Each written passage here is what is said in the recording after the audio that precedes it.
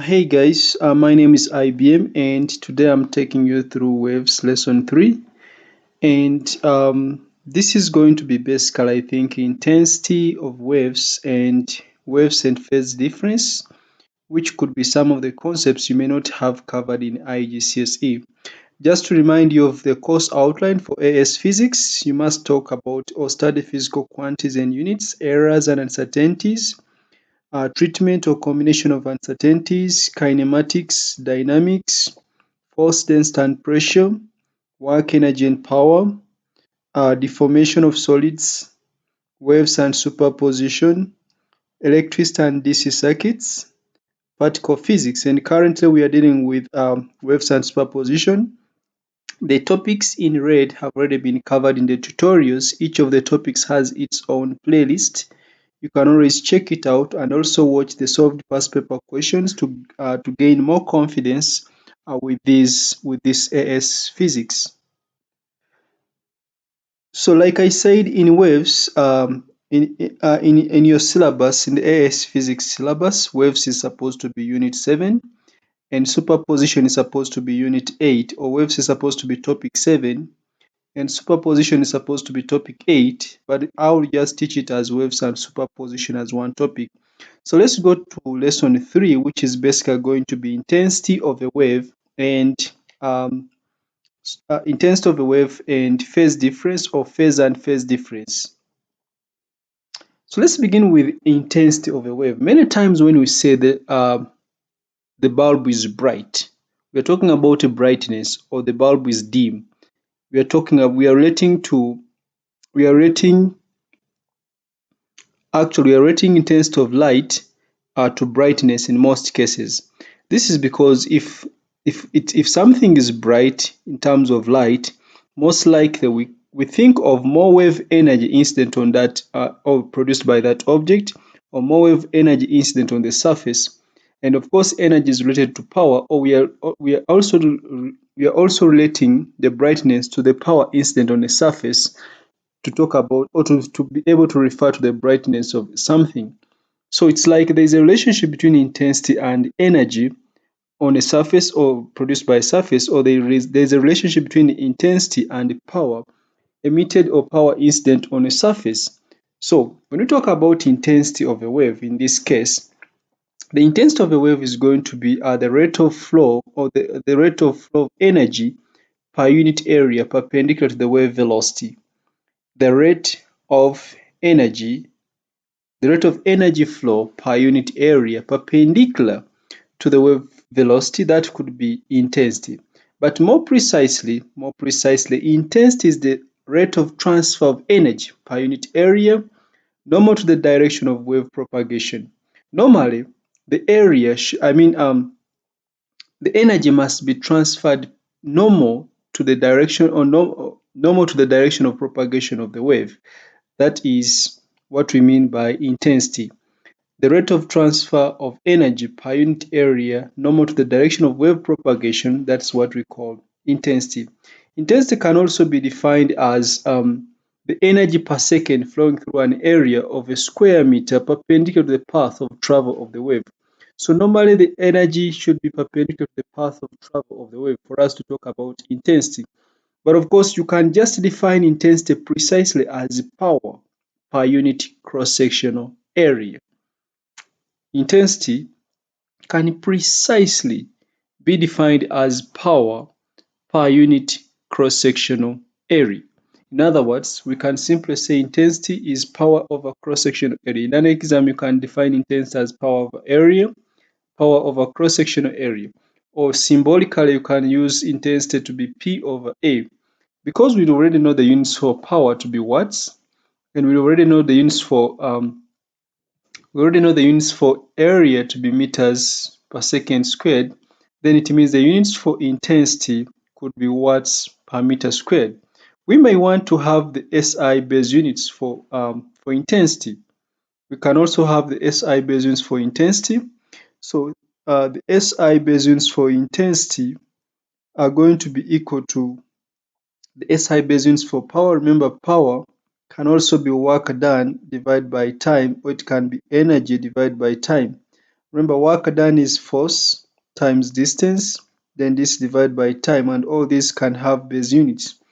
The units for power, the SI base units for power were force, which was kilogram, meters per second squared, times distance, which was meters, divided by t, which was seconds.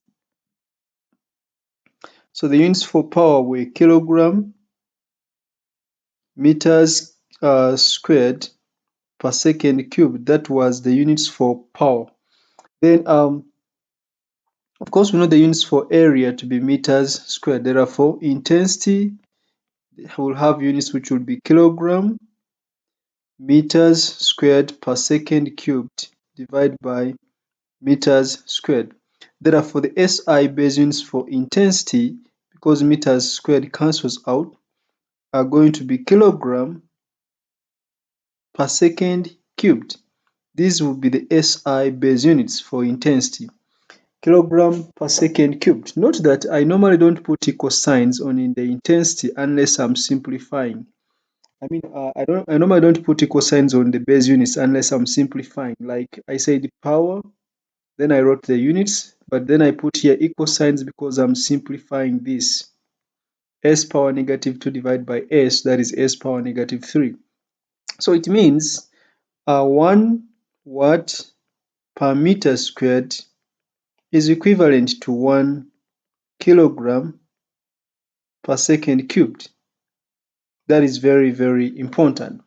So those are the SI base units of intensity. Remember to just state intensity or define intensity as wave power per unit cross-section area, or the rate of transfer of energy per unit area normal to the direction of propagation of the wave, or normal to the direction of wave propagation, that is intensity. Okay, so to understand more about intensity, the intensity of a wave generally decreases as it travels along. For example, if you are very close to a source of sound, you hear a more louder sound. But as you move far away from the source of sound, the loudness of sound you detect or your ears detect goes on decreasing. So it's like the intensity of a wave generally decreases as it travels, as the wave travels far away from the source. So as a sound wave traveling outwards from the source has its energy spreading over the sphere of a source concentrated at the center. So if I have a source of sound, say at this point here, any point around the source in a spherical envelope, around the source receives this sound. So it's like the sound spreads outwards in a spherical envelope. If you're above the source or below the source, to the left of the source or to the right of the source, you detect the sound, meaning that the sound spreads outwards in all directions around the source. And in all directions around the source, we can consider that to be a spherical envelope. So it's like the sound is traveling outwards from the source and has its energy spreading over the surface of a sphere, which is centered at the source. And the intensity at any given point, which is at a distance x from the source, can therefore be given by, since intensity is power over area, and the area through which, or the area over which the sound, for example, is spreading, is a spherical envelope. So if we consider a point at a distance, let's say this is a spherical envelope around the source, and we consider a point at a point x, or a point at a distance x from the source. So it means the area over which the sound has spread is the area of this sphere, and the area of the sphere is pi r, 4 pi r squared. So since the radius is the distance, going to be the distance from that point to the center of the source. So this is going to simply be x. Therefore, the intensity is going to be power over 4 pi x squared. Since power is a constant and 4 pi is a constant, then the intensity is just going to be equal to a constant times 1 over x. In other words, we can simply say that intensity is inversely proportional to the square of the distance from the source. In other words, the intensity follows the inverse square law. The intensity follows the inverse square law because the intensity is inversely proportional to the square of the distance from the source. So the intensity of sound, to be particular, it can be observed to be inversely proportional to the square of the distance from the source. And we say this relationship is called the inverse square law. We shall talk more about the inverse square law in paper 4 in A-level physics. So this relationship assumes that there is no absorption of energy between the source and the point we are considering.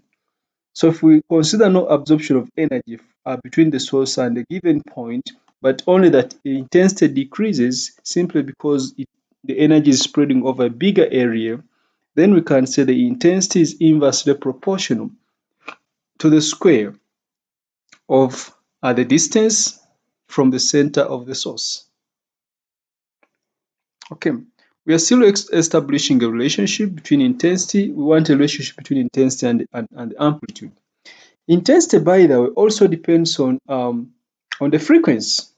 In fact, intensity is also directly proportional to the square of the frequency. However, this does not apply to light or electromagnetic waves. That's why we may not always use intensity being directly proportional to frequency. However, we shall always use intensity inversely proportional to the square of the distance from the source because it applies to all waves. But intensity also depends on frequency, and intensity is directly proportional to the frequency squared. Unfortunately, this does not apply to light or electromagnetic waves. We shall see what happens to electromagnetic waves in paper 4 in a topic called quantum physics. So, the wave may be absorbed or scattered. As sound travels further away from the source, of course, some energy is lost to the transmitting medium. In other words, the transmitting medium absorbs some energy, but we assumed that there was no absorption in the previous case where we saw that intensity I was inversely proportional to the distance from the source, assuming there was no absorption within the medium. Unfortunately, as the sound travels from one point to another, some of the energy of the sound is lost to the transmitting medium because sound travels, for example, as vibration of the atoms. Some of these atoms absorb the energy and do not pass it to the next atom, therefore the vibrations are lost. So we can therefore say as the wave spreads out, its amplitude decreases because some of the energy is being lost, and we are later on going to see that the amplitude of a wave depends on the energy of the wave. So if you've moved far away from the source, there are two reasons as to why the intensity of the sound you are detecting is decreasing. Either one, because you have moved far away, since intensity is inversely proportional to the distance, the square of the distance from the source, or two, some of the energy of the sound has been lost to the transmitting medium. That is what is causing the amplitude to decrease. So in general, we say intensity is proportional to the square of the amplitude. Intensity is proportional to the square of the amplitude. I'm not supposed to derive this, but the intensity is proportional to the square of the amplitude of the wave. Or I is directly proportional to amplitude squared. And for sounds, or for sound waves, intensity is associated with the loudness. When we say the intensity of sound is high, high intensity means a louder sound. And when we say the intensity of sound is low, low intensity means a lower sound. So it's like as the intensity decreases, the loudness decreases. As you move far away from the source, the loudness goes down. So we say the intensity has decreased. The intensity of sound has decreased. As you come closer to the source, the loudness is high, so the intensity is higher. So it's like intensity is directly proportional to amplitude squared. The higher the intensity, the higher the amplitude. However, when we talk about electromagnetic waves, which we shall talk about in more details in paper 4 quantum physics, when we talk about intensity in electromagnetic waves, it is associated with the number of photons. Intensity of light, number of photons that make up light, because electromagnetic waves are made up of packets of energy that we call photons. The more photons are available, the more intense the wave is. So the higher the intensity, the greater the number of photons of the electromagnetic wave. So we have mentioned two important quantities here. The first one is that intensity is directly proportional, inversely proportional to the square of the distance from the source. We have also mentioned that intensity is is directly proportional to the square of the distance, to the amplitude. Intensity is inversely proportional to the square of the distance from the source, and intensity is directly proportional to the amplitude squared. As you move away from the source of sound, the amplitude decreases because the energy of the wave goes down. And that makes simple sense. When you move far away from the source,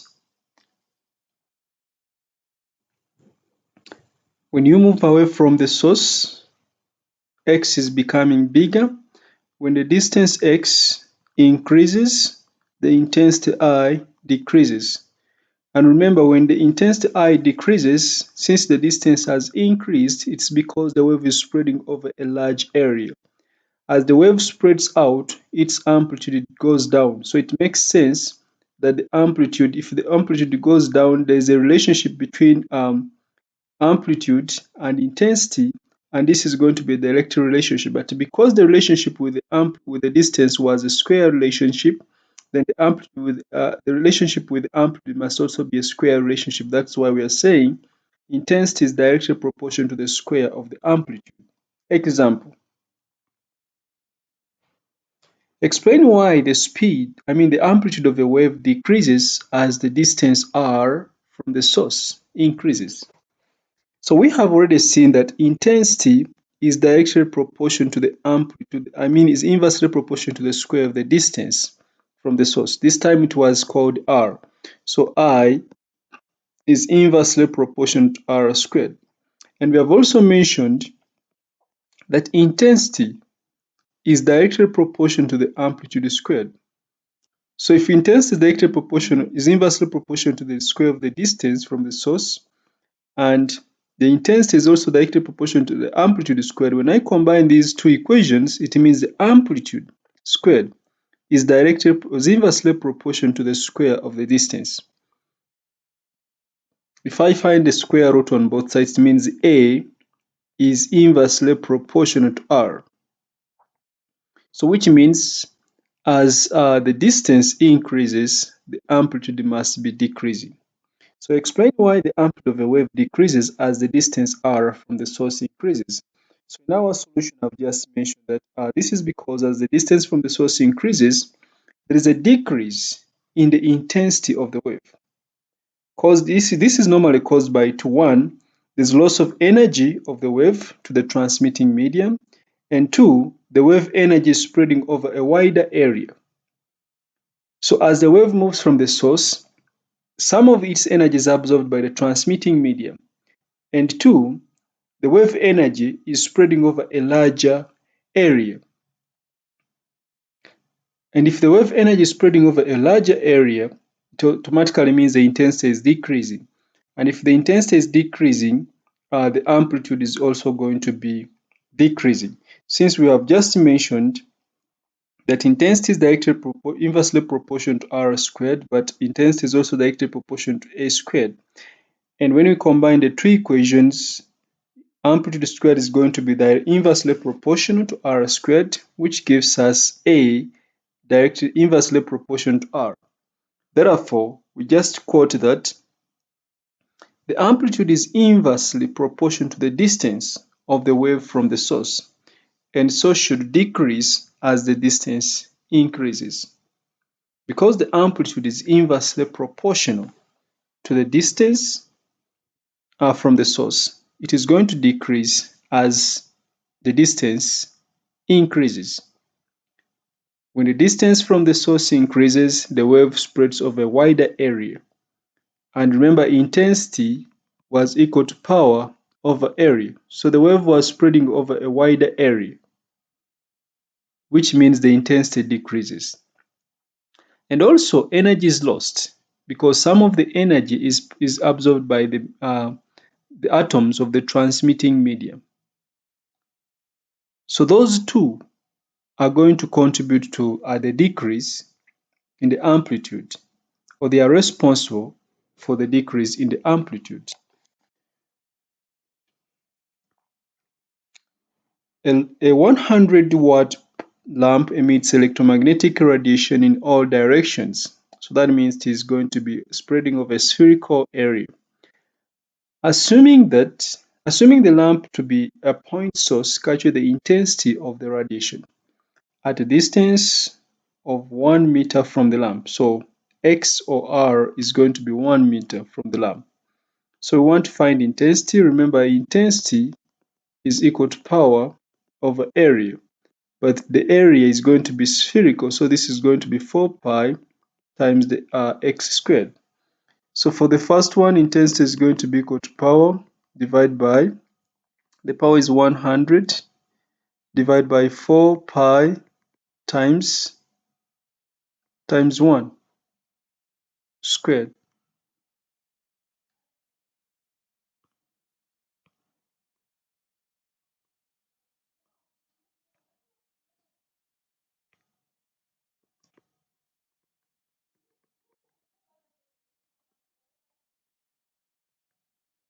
So 100 divided by 4 pi times 1 squared.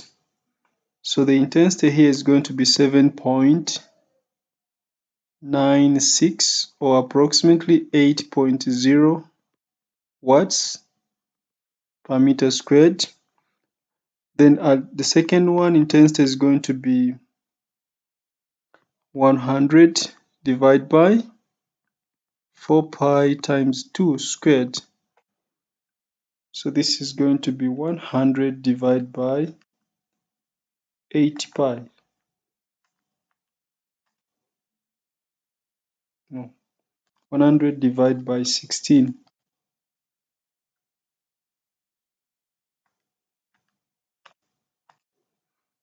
So this gives us 1.989, which is approximately 2.0 watts per meter squared. Alternatively, if you're a good mathematician, you would have used I equals to a constant divided by x squared.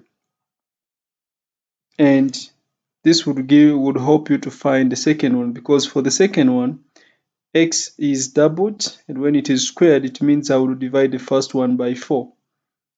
Because x is squared and it was 2, so when I square 2, it becomes 4. It means I would divide the first intensity by 4, which would give me 2. Waves from a source have amplitude 5 centimeters and intensity 400 watts per meter squared. The amplitude of the waves is increased to 10 centimeters. What is their intensity?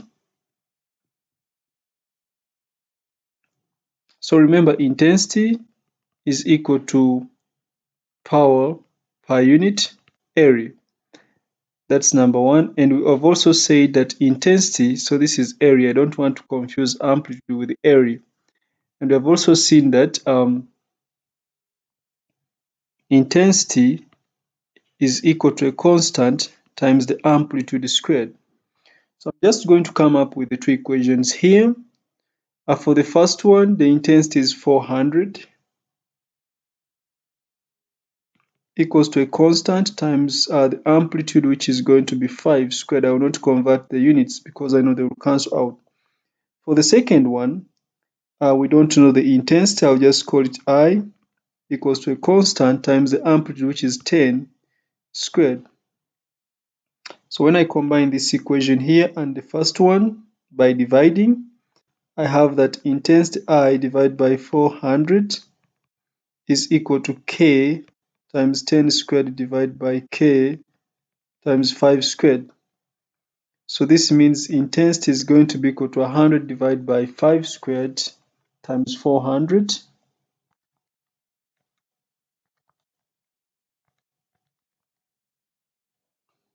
So this gives us 1600 watts per meter squared. Alternatively, if you're a very good mathematician, you can find, you can just notice that 10 is 5 times 2, and remember intensity is directly proportional to the amplitude squared. So if 10 is twice of 2, then I can just if 10 divided by 2 is, if 10 divided by 5 is 2, or 10 is twice of 5, so it means the amplitude has been doubled. If the amplitude is doubled, and remember the amplitude is squared, and if the amplitude is doubled, then the new intensity is going to be 4 times, because intensity is directly proportional to the amplitude squared. So it would be just 4 times. So I would say 2 power 2 squared, then times 4, which is 1600. The intensity of the waves is decreased to 100 watts per meter squared. What is their amplitude? So again, intensity is directly proportional to amplitude squared. We notice that the intensity has been halved. What happens to the amplitude? If you are not good at mathematics, then you can just come up with the two equations. So for the first one, it was 400 equaling to a constant times 5 squared. For the unknown one, the intensity is 100 equals to the constant times the amplitude squared, which is not known. So I have two equations. I just divide the second equation by the first equation. So I have 100 divided by 400 is equal to K times A squared divided by K times 5 squared. So K cancels out. So when I make A squared the subject, A squared is going to be 5 squared times 100 divided by 400. Then I find a square root. So this is 5 times 10 divided by 20.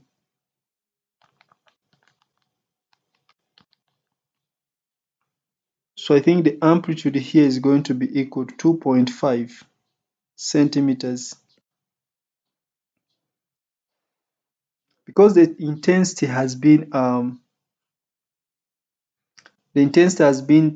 decreased by a factor of a quarter, then the other one, the amplitude is going to be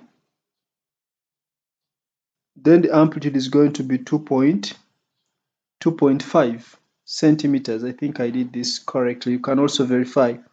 So the new amplitude is going to be 2.5 if the intensity is decreased by a quarter. The new amplitude is going to be 2.5. Remember now the amplitude will be equal to the root, or is directly proportional to the square root of the intensity. So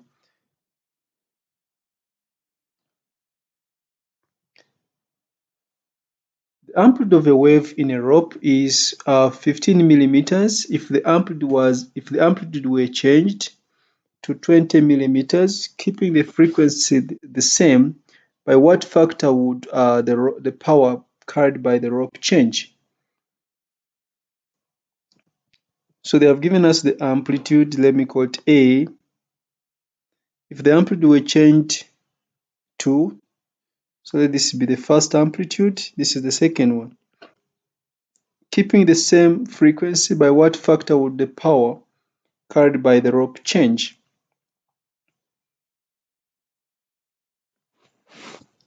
So by definition of intensity, we know that intensity is equal to power over cross-sectional area. Therefore, I would simply say intensity is directly proportional to power, assuming the area is constant. But also I want you to note that the intensity was also directly proportional to the amplitude squared, since they have given us amplitude. So if intensity is directly proportional to power, and at the same time intensity is directly proportional to amplitude squared, so it means I can say the power is directly proportional to the amplitude squared. So it means the power is going to be a constant times area squared. I mean amplitude squared, not area. This A is not standing for area, but for amplitude. So for the first one, they say the amplitude of a wave in a rope is 15 millimeters. If the amplitude were changed to 20, keeping the frequency the same, by what factor would the power carried by the rope change?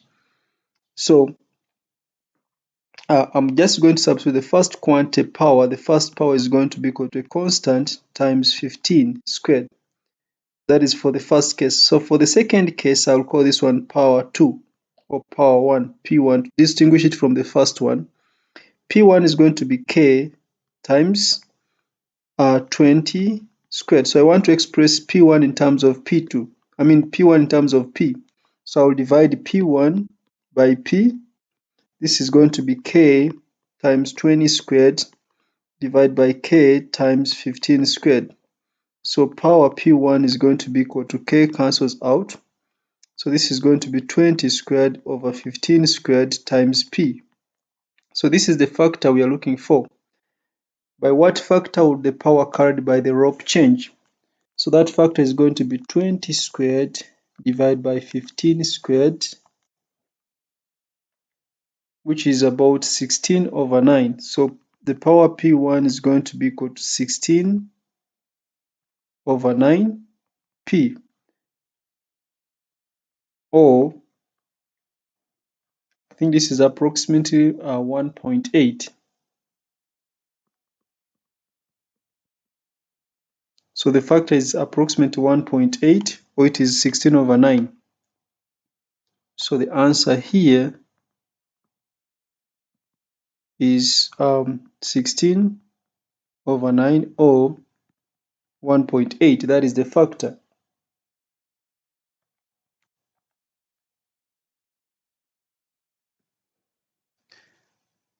A sound wave has twice the intensity of another sound wave of the same frequency.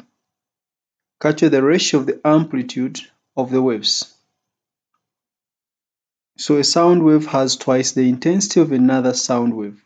So let the first sound wave have intensity I. Remember, intensity I is going to be equal to a constant times the amplitude squared.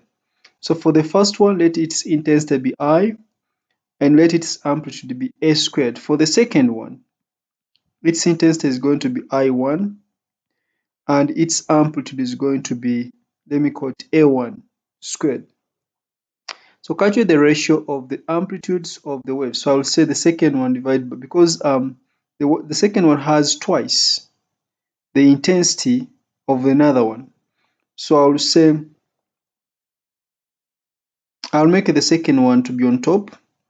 So I will say, of course, I1 is equal to twice of I. So I1, this is going to be twice I is equal to K times A1 squared. So I'm going to divide these equations. This divided by the first one.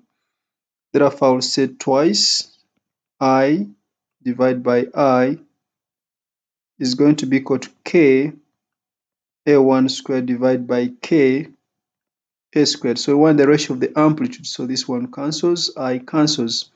So I have that A1 divided by A, but this is squared, is equal to 2. So I have to find a square root to both sides. So the ratio is A1 over A, which is equal to the square root of 2. Okay.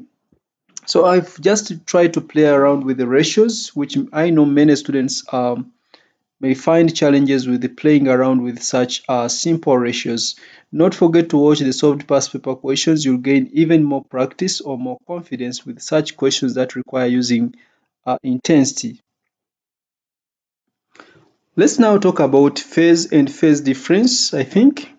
Let's talk about phase and phase difference. Oh, here I gave a solution, but I've already solved this. Let's talk about phase and phase difference.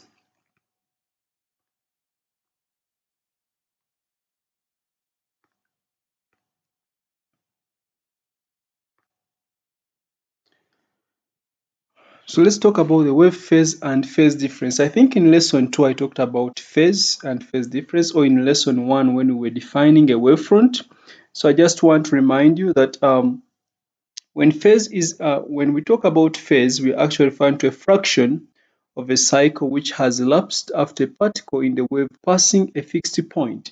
Of course, the particle is vibrating up and down, but after passing a fixed point in its cycle, then the fraction of a cycle which has elapsed when the particle passes that fixed point is what we are going to call phase. So the term phase is going to be used to describe the point that an oscillating particle has reached within the complete cycle of an oscillation. Of course, this will always be in comparison to another particle. We shall be comparing with other particles. The point that an oscillating particle has reached within the complete cycle of an oscillation is what we are going to describe as phase. So if particles are in phase, what do we mean by that?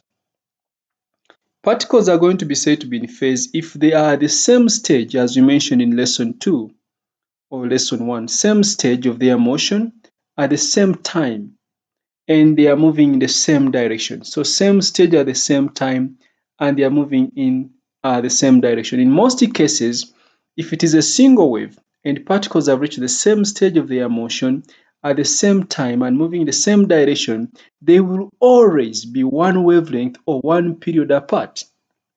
If it is a transverse wave or a longitudinal wave or a progressive wave in which particles are at the same stage of their motion, that means they have reached the same displacement from equilibrium, they are moving in the same direction at the same time, then they are said to be in phase, and they will always be a wavelength apart, or they will always be a period apart.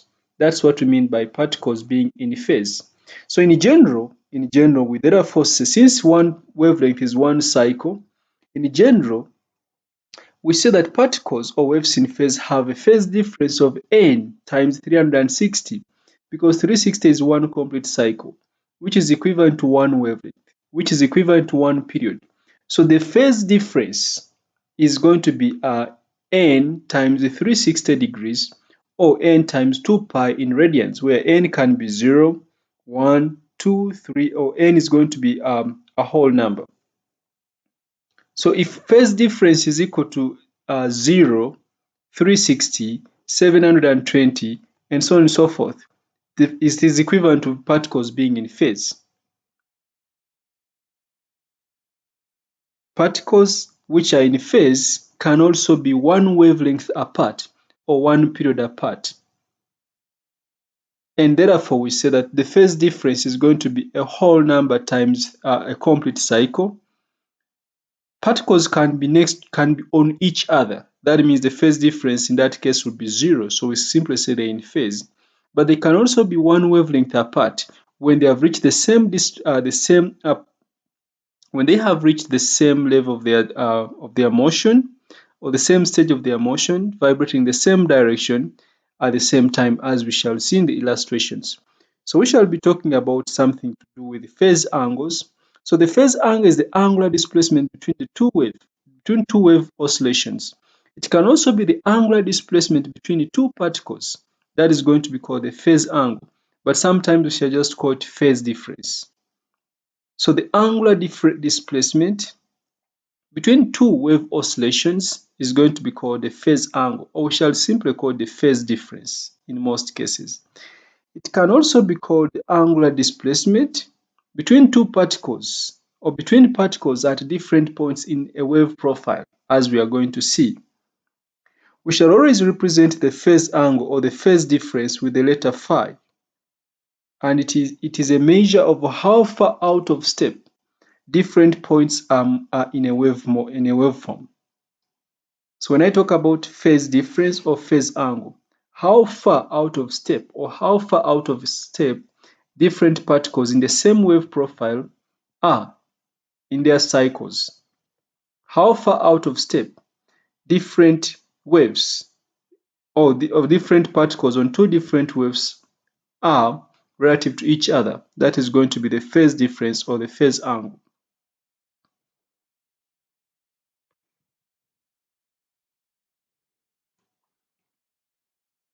So we are saying that the term phase, therefore, is going to be used to describe relative positions of, for example, the crests or troughs of two different waves of the same frequency. Now we shall only use the term phase if the frequency is the same. We shall only use the term phase if the frequency is the same. If there are two waves, I'll only use the term phase to compare two particles on two waves if the frequency of the waves is the same. Of course, if it is the same wave and I compare two particles, the frequency for all the particles is going to be the same if it is the same wave. And of course, when a crest and a trough are aligned, or when crests and troughs are aligned for two waves, when crests and troughs are aligned, as we are going to see, the waves are going to be said to be in phase. In other words, particles on the crests are all at the same point at the same time, and they're all at the same stage in their motion at the same time, and they are vibrating the same direction. It is the same thing with the troughs. So if a crest is aligned with another crest, and a trough is aligned with another trough, for two waves, we say the waves are in phase. The phase difference in that case is going to be either 0, 360, 720, and so on and so forth. In other words, the phase difference is going to be n times 360 in degrees, or n times 2 pi in radians, where n is 0, 1, 2, and so on and so forth. But when the waves, when the crests and the troughs are not aligned, then we have a phase difference. Our task will be to determine that phase difference. This is if we have two waves. When waves are out of phase with a crest, if a crest perfectly aligns with a trough, what do I mean by a crest? This is a crest, and the crest is perfectly aligned with a trough. If a crest is aligned with a trough, assuming that amplitude is a vector, displacement is a vector quantity. If a crest is a positive displacement, then a trough is going to be negative displacement. So this will give us zero displacement. So if a crest is aligned with a trough, in other words, one wave is half a cycle behind or ahead of the other, we say the phase difference is 180 degrees, or it is pi radians. If a crest is aligned with a trough, the phase difference is going to be 180 degrees, or pi radians.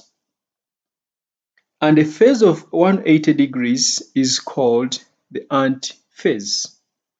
So when a crest of one wave is perfectly aligned with a trough of another wave, a crest of one wave is perfectly aligned with a trough of another wave, so that the total or the phase difference between these two, it's like one is a half a cycle ahead of the other one.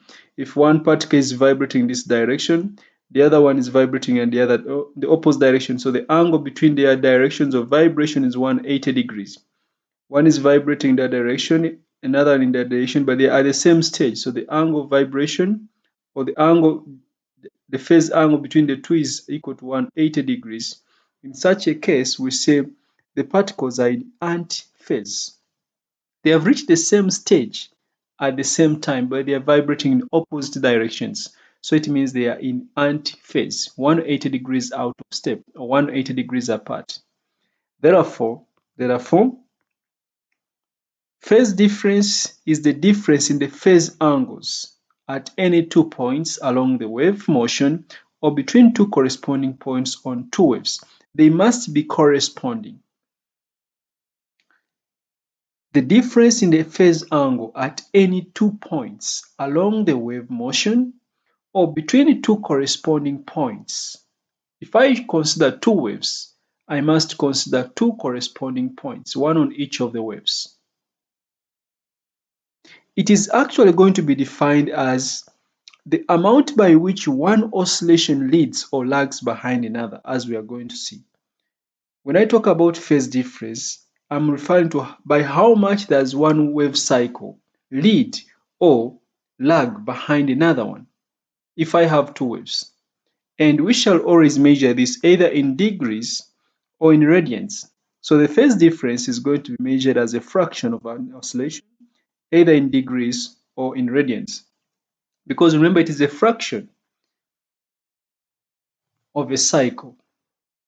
So we shall always measure the phase difference either in degrees or in radians, which is a fraction of a cycle. Let's have an example to understand the meaning of phase. So to understand phase, we are going to consider 2 points P and Q on a single waveform represented on a displacement time graph as shown here. Let's begin with the first displacement time graph. Remember, displacement time graph gives us period because it is displacement against time. And I'm going to consider particle P, which is at the crest, and particle Q, which is at the origin here. You may ask yourself, which one is ahead of the other? Which particle on the same wave? We're now comparing two particles to see which one is ahead of the other. The fraction by which one particle is ahead of the other in terms of the angle is going to be called the phase difference. So if it is a displacement time graph, it means the distance covered by these two particles is going to be the same. But when you look at the graph, it means the particle P is going to take more time than particle Q to cover the same distance. If it is a displacement time graph, it means the distance is going to be the same. The distance considered is the same. So it means particle P would take more time than particle Q to cover the same distance, because when you look at the graph, the particle T, the time for particle P is more than time for particle Q, because particle Q is already at the origin where T is almost zero, or T is zero. So it means P would take more time to cover the same distance than particle Q. So what I would say is that P is behind Q. If it takes more time to reach where Q is, it means P would take more time to reach the origin. So we say P is behind or is lagging behind particle Q. Or we can say Q is ahead of particle P. P would need more time, which is going to be T, to reach where Q has reached, if the distance to be covered is the same. Therefore, for the displacement time graph, particle P is said to lag behind particle Q by a phase difference phi, which is going to determine by the time out of step, which time is T. And of course, this time T, if the period is capital T up to here, then small t is going to be a quarter of capital T. If I consider a displacement distance time graph, then the t is going to be the same. Here I said d, the distance was the same. And here, because it's a displacement distance graph, then it means the time to cover the same distance is the same. Time is going to be the same. And if the time is the same, so you notice that the distance covered by P is more than the distance covered by Q. So if it is a displacement distance graph, it means P is ahead of Q. I don't know whether you will understand that logic. If it is a displacement time graph, P was behind Q. If it is a displacement distance graph, P is ahead of Q. So for a displacement distance graph, particle Q is ahead.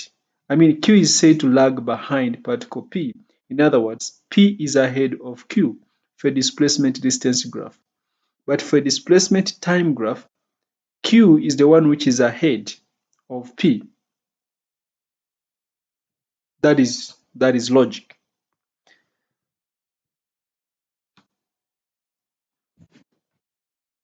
Okay, let's still try to understand what I'm talking about. So if we want to find the phase difference, remember the phase difference is going to be a fraction of an oscillation in radians between the 2 points, or in degrees. So we can find the phase difference between particle P and particle Q, either in radians or in degrees. It's always a fraction, which is determined by the time out of step or the distance out of step between the two particles on the same wave. So if we consider a wave whose period is t, as shown in the first diagram, the phase difference between the p and the q is going to be given by, remember, it is a fraction of one cycle. And one cycle in radians is 2 pi or 1 cycle in degrees is 360 degrees. So it is a fraction of either 2 pi in radians or 360 degrees in degrees, or 360 in degrees. So since it is a fraction, that fraction is determined by the time out of step. And here the time out of step is a quarter of a cycle. So by how much time is one particle ahead or behind the other in comparison to a complete cycle? So we just convert a quarter of a period into degrees, or a quarter of a period or a quarter of a cycle into radians. That's what we mean by getting phase difference.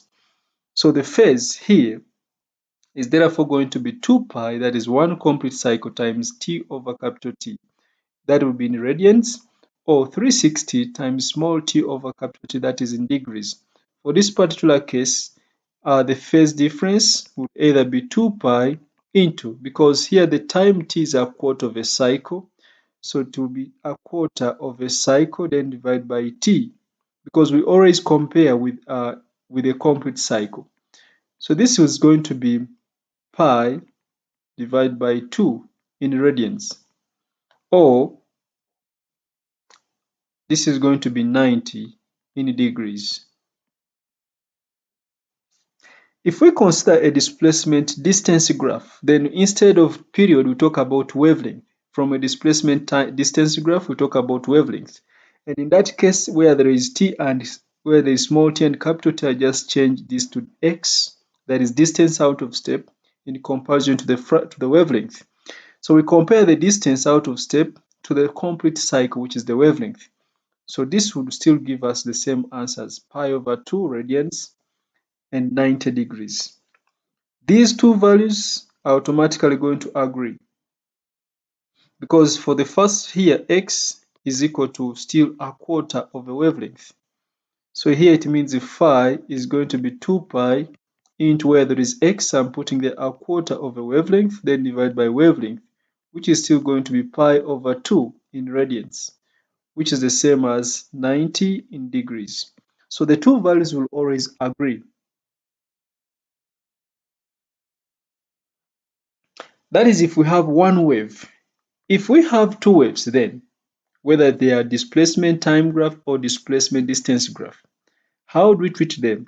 So if we have two waves that are out of step with one another, remember they should have the same frequency, as represented below. So they could be a displacement time graph. We just look for the time out of step. So if they have the same frequency, they have the same period, which is capital T. Then the time out of step, this is the time out of step between this point here and this point here. And you notice that this is a quarter of one complete cycle. So this is a quarter of one complete cycle. So the time out of step, which is small t, is a quarter of one complete cycle. So if we have two waves, we look at two corresponding points on the two waves. If I look at the peak here, I must look at the next peak. So this is going to be the time out of step.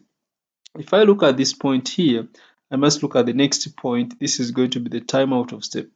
If I look at the trough here, I must look at the corresponding trough on the other wave. This is going to be the time out of step.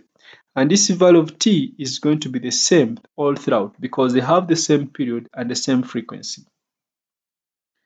So these waves have a phase difference of 1/4 of an oscillation, or a quarter of a cycle. And because this is a displacement time graph, because it's a displacement time graph, then it means A, which is already at the origin at t equals to 0, maybe, is ahead of B, because B has not yet reached the origin at t equals to 0. So it means A is ahead of B, because it's a displacement time graph. If it was a distance time graph, then B would have been ahead of A.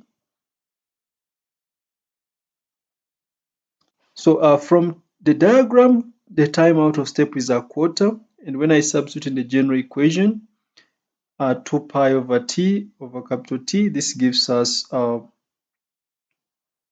phase difference phi as being equal to 2 pi into a quarter of a period divided by t, which is going to be pi divided by 2 in radians. When I use degrees, it will be 360 t over that, which gives us 90 degrees. So the phase difference is either pi over 2 in radians, or it's going to be 90 degrees. So let's see a simple animation to illustrate phase difference for us to see what happens. So here I have two waves, and I'm trying to obtain or to show the resultant for us to understand what we mean by phase in this case. So just look at a situation where the waves align so that a crest is perfectly in line with the trough. There are two waves, one is in red and one is in blue. And the one in green is showing the resultant wave. On the right hand side, I have I'm varying the phase difference between the two waves to see what happens to the resultant. We shall use this animation more when we talk about superposition, but I want people to see what we mean, what happens when we have phase. So look at when a crest is perfectly aligned with a trough. It means there is total cancellation because particles vibrate in opposite directions in that case, but they have reached the same stage. And when a crest is aligned with a crest, you notice that the green one becomes bigger. Okay, so it means the phase of two waves affects how they combine, as we shall see under superposition. That's why understanding phase is very, very important. The phase of two waves affects how they combine to give a resultant wave. If the crest aligns with the crest, you notice that the resultant wave becomes bigger in amplitude. And if a crest aligns with a trough, you notice that the resultant becomes smaller and smaller until if they are perfectly aligned, like in this position here, you get a horizontal line like that one, as we shall see under superposition. Example, the figure below shows two oscillations which are out of phase. By what fraction of an oscillation are they out of phase? Why would it not make sense to ask the same question about figure B? So of course for figure B, we can't talk about phase because look at figure B. First of all, this is a displacement time graph. The word phase only applies to two waves if they have the same frequency. And remember, frequency is equal to 1 over period, so they should be having the same period. But when you look at the period of the wave represented in black, it's not the same as the period of the wave represented in green. So since the period is not the same, so the frequency is not the same, the term phase does not apply on two waves which have different frequencies or on two waves which have different periods. So let's look at A. When I look at this crest, I must look at the corresponding crest, which is going to be this one here. So the time out of step is going to be this time here. And you will notice that this is a quarter a cycle, and this is another quarter. So we have a quarter plus a quarter, which is half a cycle. So it means the time out of step between these two waves is going to be half of a cycle. Because this is displacement against time, so this is going to be period. So it means the phase difference is going to be equal to, if I want it in radians, it's going to be 2 pi into t, that is time out of step, divided by the period, which is going to be 2 pi into time out of step, which is a half, times t divided by the period. So t cancels out and this becomes pi in radians. Of course, if I was to use 360 degrees, this would be 180 degrees. And remember, we said this was antiphase. So in A, half an oscillation is 180 degrees or pi radians. That is the phase difference. You could do this using calculation and you would still get the same thing. So the phase difference is half an oscillation or half a cycle, which is 180 degrees or pi radians. And for part B, I said the waves have different frequencies or different periods. So the phase difference is continuously changing. So the phase difference is not constant, it is continuously changing, so we cannot use the term phase on two waves whose phase difference is continuously changing. Okay. Example 2. Which wave leads the other in a displacement distance and displacement time graphs? Now, if it is a displacement distance graph, the time to cover a certain distance is the same. I mean, the time is the same, but how much distance has been covered by the two waves? So the one which has covered more distance must be ahead. So for example, when you look at the graph, when you look at A and B, you notice that if we consider equilibrium, when they are passing equilibrium, the blue one is closer to the y-axis compared to the green one. Remember, the time to reach a certain point, the time is the same, but the distance covered by green on the x-axis is bigger than the distance covered by blue for the same time. What does that mean? It means wave A is ahead of wave B, or wave B is lagging behind of wave A. If I consider a displacement time graph, now it means the distance considered is going to be the same. For the same distance, you notice that the wave in blue is taking less time than the wave in green. For the same distance, the wave in blue is taking less time than the wave in blue is taking less time than the wave in green. What does that mean? It means the wave in blue is ahead of the wave in green, or B is ahead of A. So we are simply saying that in A, wave A leads wave B by a phase which is phi. In B, wave B leads wave A by a phase phi. Of course, the phases could be found from 360. For part A, it is x over wavelength, where x is going to be the distance out of step, and for B, it is going to be time out of step divided by the period. So in part A, wave A is ahead of wave B, but in part B, wave B is the one which is ahead of wave A. A smaller time means ahead. A bigger distance means ahead. Okay. Number 3.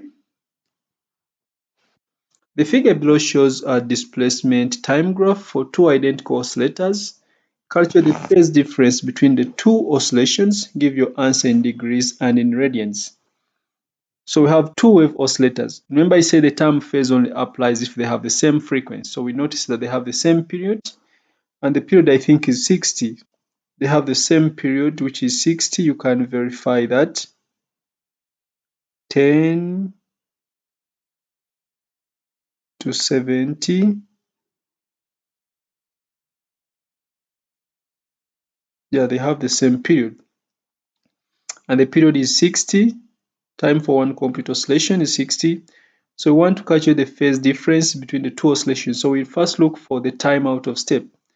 We have seen that the period is 60 seconds. No, it is milliseconds.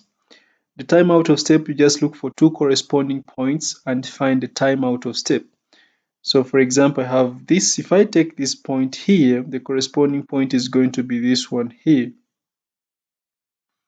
So this is going to be the time out of step is this one here. So 10, 15, 16, 17. So the time out of step is 17 milliseconds. So I just use the simple equation phi equals to either 2 pi into time out of step divided by the period. So this will be equal to 2 pi into 17 divided by 60. So that gives me the answer in radians, and it will also give me the answer in, I can also say 360 into 17 over 60, which gives me the same, an answer in degrees. Okay, I'll check my calculator. So the answer is either 1.8 in radians or 102 in degrees. Okay, so I solved this. Time interval between two corresponding points on the graph is 17 milliseconds. By the way, I would also have taken this point and this point. The time interval is going to be the same. Or I would have taken this point here and its corresponding point, which I think is this one here. The time interval is going to be the same. That is the time out of step. The period is 60 milliseconds. So the phase difference is going to be equal to 2 pi over 2 pi times t over t, or 360 times t over capital T. So depending on, this should be all, not equals to. So which should be 1.8 radians, or it should be 102 degrees.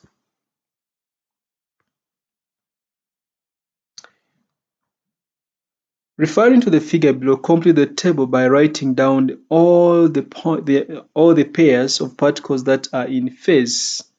When I talk about in phase, remember the phase difference is n times 360 degrees, or n times 2 pi in radians, or there should be 0 or 1 wavelength apart, or 1 period apart, n of those. That is phase, to be in phase. Then in antiphase, of course, is 180 degrees out of phase, or half a cycle. This one is half a cycle apart, or half a period apart. Then 90 degrees, that is a quarter a cycle, or a quarter a period apart. So I'll just do one, and you can pause the video and try to see. We want 1 wavelength apart. So 1 wavelength apart. So you will notice that A and E are 1 wavelength apart, and they're vibrating in the same direction. You will notice that B and F are 1 wavelength apart, they are vibrating in the same direction. D and H are 1 wavelength apart, and they are vibrating in the same direction. So I think those are the pairs. So we have A and E, B and F, C and G, and D and H. Those ones are 1 wavelength apart. Then half a cycle apart. Look at A and C.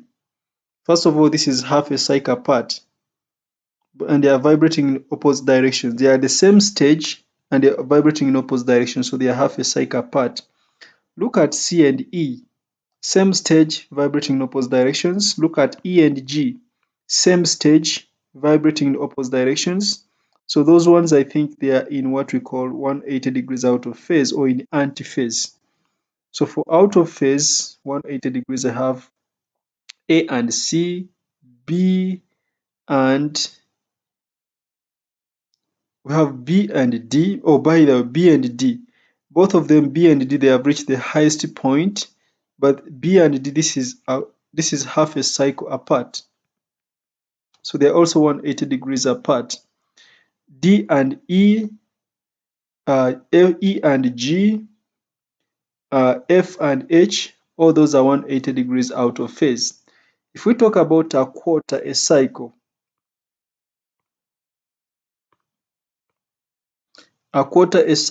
or 90 degrees apart, look at A and B. This is a quarter a cycle apart. Although they are vibrating in the same direction, they're not at the same stage. So A and B, they are a quarter a cycle apart. B and C, C and D, D and E, E and F, F and G, G and H, and so on and so forth. So those ones are they are 90 degrees apart, or out of step. So that is our phase difference. And lastly, well, it said mark a point on the curve which is 45 degrees out of phase with particle D. 45 degrees out of phase with the particle D. Label this point X. So particle D is here. Between C and D, the phase difference is 90 degrees. So it means somewhere between the two, that could be X or this side, that could be 45 degrees out of phase with that is a half of a quarter. I mean a half of a quarter cycle, which is 45 degrees. Find the phase difference between two waves, each of wavelength 40 centimeters, when one leads the other by a distance of 20 degrees. I mean 20 centimeters, 30 centimeters, and 40 centimeters.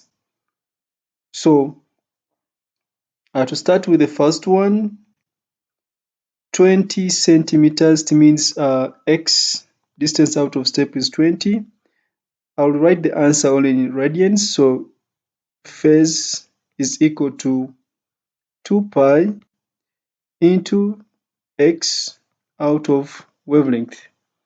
So this is going to be 2 pi into the distance out of step is 20 centimeters divided by the wavelength, which is 40. The wavelength is 40 centimeters. So this is going to be equal to 20 divided by 40.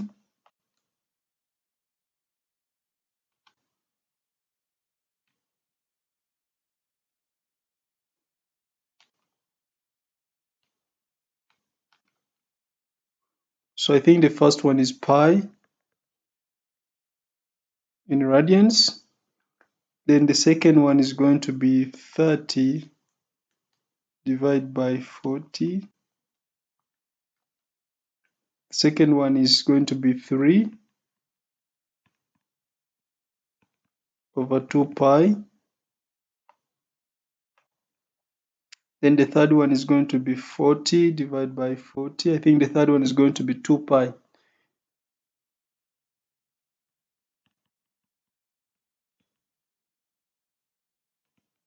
The third one is 2 pi. All these ones are in radians. Okay, you can try to verify that. However, I want you to note that when the crest of one wave is aligned with the trough, we say they are in antiphase. And when a crest of blue is aligned with the trough of green, we say they are in phase, and that phase difference is 180 degrees. So you should be able to establish the phase difference. You notice that when they are perfectly, when the crest and the trough are aligned, the phase difference is 180 degrees. They are always aligned when it is 360 and when it is 0. When it is 360 and 0, when the phase difference is 360 and 0, the crests of both waves are aligned. And whenever the phase difference is 180 degrees, the crest and the trough of both waves, the crest of one wave and the trough of the other wave are going to be perfectly aligned to give us a phase difference of 180 degrees. So you should be able to calculate a phase difference using either 2 pi into x over wavelength or 2 pi into time over the period, or using 360 degrees into x over wavelength or 360 degrees into time out of step over the period. I think that is enough for phase difference. See you in lesson 4. Bye bye.